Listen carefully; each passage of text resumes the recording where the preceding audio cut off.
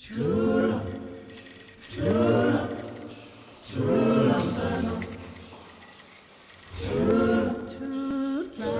was born in Tata 46 years ago. My guardian was my cousin, who was the acting paramount chief of temple.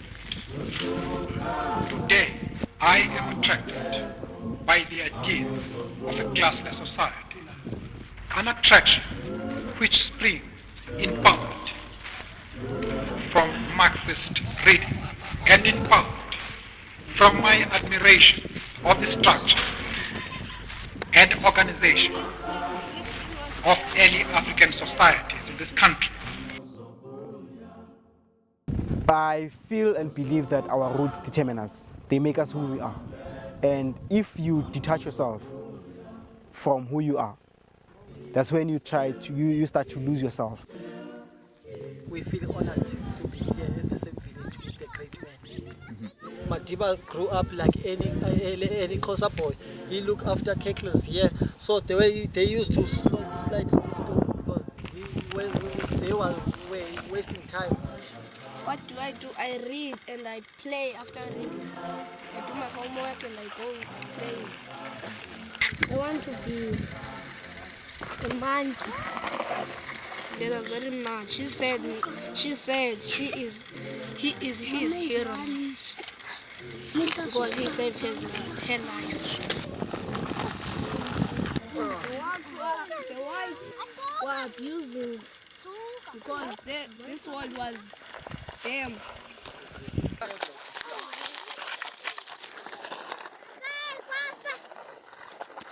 The first time when I heard about Mandela was only about someone who's in prison, who's fighting for our rights. Then that's when the first question was, why was he arrested? That's the first question I asked my mother. My mother said, no, my mother only told me one thing, he was arrested because he told the truth. I remember even at the time I had a vision of visualizing Mandela as Jesus. He said to me, I was not going to be here if he didn't serve this world. Everybody, even my friends, would not be here if he didn't serve this world. They would die all the time, but they suffer and they have this world.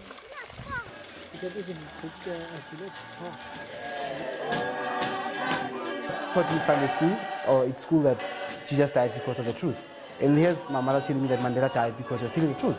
So that's how I got the symbol, the similarity that, oh, I'm sure then Mandela is our Jesus.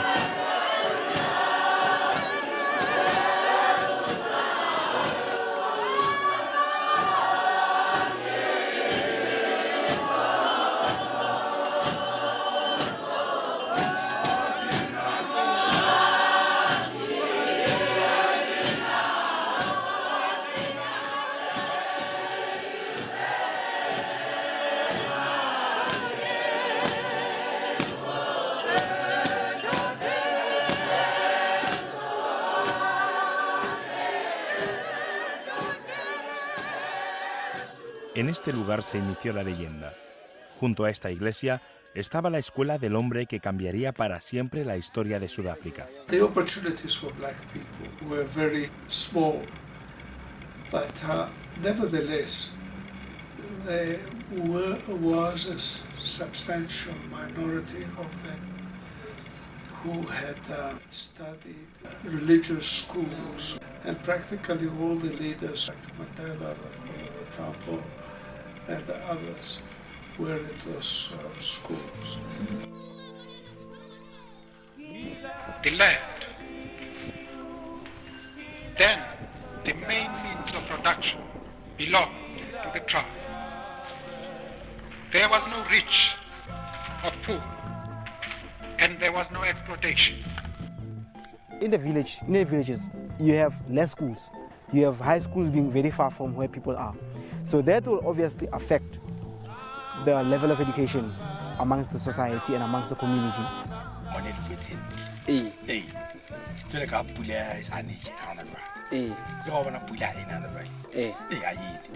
Because people have got to survive as substantial farmers. You have to crop, and that's when you find that people will also migrate from the rural areas and migrate to urban areas. There's no jobs, there's no food, it's hard to find food.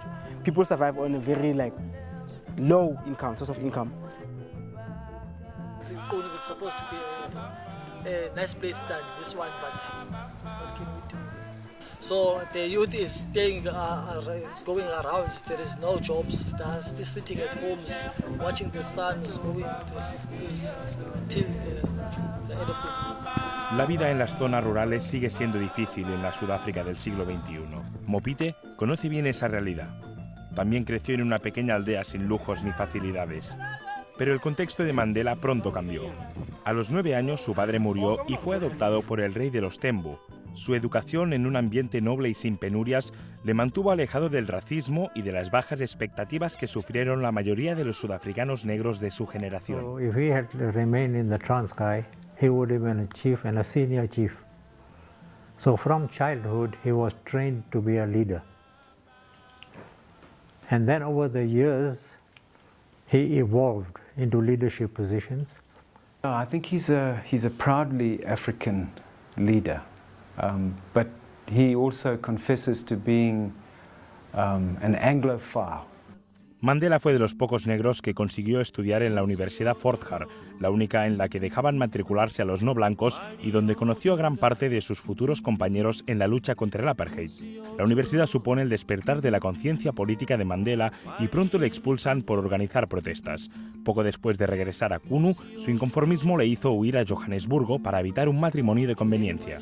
So having the African concept and the Western concept, that can make you a better leader.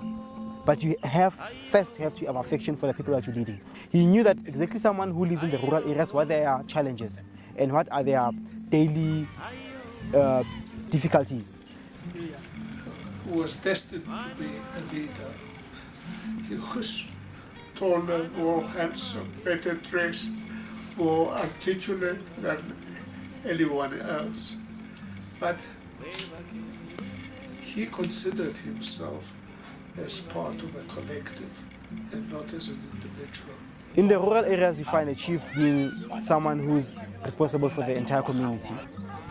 He's responsible for the entire community, but in essence, it's not everyone that will look up to him as a provider or as a conductor of the community.